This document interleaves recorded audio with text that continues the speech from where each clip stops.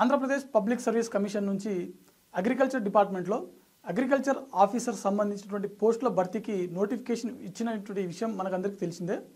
ఈ నేపథ్యంలో ఈ అగ్రికల్చర్ ఆఫీసర్ పోస్టుల భర్తీ ప్రక్రియ ఎలా ఉంటుంది, దీనికి సంబంధించినటువంటి ఎగ్జామ్స్ ఏ విధంగా ఉంటుంది, సిలబస్ ప్యాటర్న్ ఎలా ఉంది అనే దాని గురించి మనం పూర్తిగా తెలుసుకునేటువంటి ప్రయత్నం చేద్దాం. అయితే ఈ నోటిఫికేషన్ సంబంధించినటువంటి ఆన్లైన్ దరఖాస్తులు ఇప్పటికే అంటే ఆగస్టు 19వ తారీఖు మొదలవడం జరిగింది. అంటే దరఖాస్తు చివరి రోజు సెప్టెంబర్ 9వ తారీఖు వరకు మనకు ఉన్నటువంటి విషయం తెలిసిందే.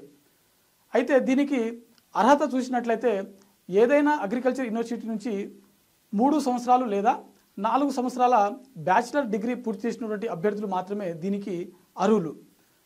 మరొక ముఖ్యమైన విషయం, దీనికి ఏజ్ సంబంధించినటువంటి చూసినట్లయితే వయోపరిమితి 18 సంవత్సరాల నుంచి 42 సంవత్సరాల వరకు ఉన్నటువంటి అభ్యర్థులు ప్రతి ఒక్కరు కూడా ఈ ఉద్యోగానికి అర్హులే.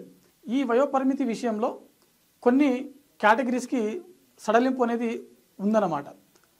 అయితే మొత్తం ఆంధ్రప్రదేశ్ రాష్ట్రంలో మనకి 10 పోస్టులకు గాను ఈ నోటిఫికేషన్ వెలువడడం జరిగింది. దీంట్లో జోన్ 1 నుంచి 8 పోస్టులు, జోన్ 3 నుంచి 2 పోస్టులు అయితే ఉన్నాయన్నమాట.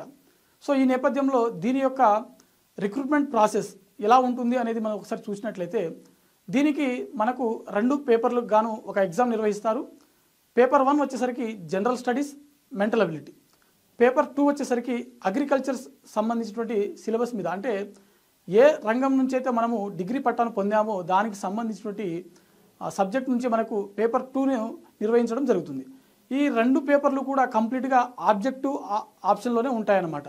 అయితే మనకు ఈ ఎగ్జామ్ అయిపోయిన తర్వాత కంప్యూటర్ టెస్ట్ కూడా మనకు ఉంటుంది. ప్రధానంగా మెరిట్ ఆధారంగా తుది ఎంపిక అనేది నిర్వహించడం జరుగుతుంది. అయితే ఓసీ నుంచి 40% మార్కులు పొందాల్సి ఉంటుంది. బీసీ అభ్యర్థులు అయితే 35% మార్కులు పొందాల్సి ఉంటుంది. ఎస్సీ, ఎస్టీ మరియు ఇతర సంబంధించినటువంటి వాళ్ళు ఎవరైతే ఉన్నారో వారికి కనీసం 30% మార్కులు రావాల్సి ఉంటుంది. ఈ కనీస క్వాలిఫై మార్కులు వచ్చినంత మాత్రాన మనము మెరిట్ లిస్టులో ఉండము.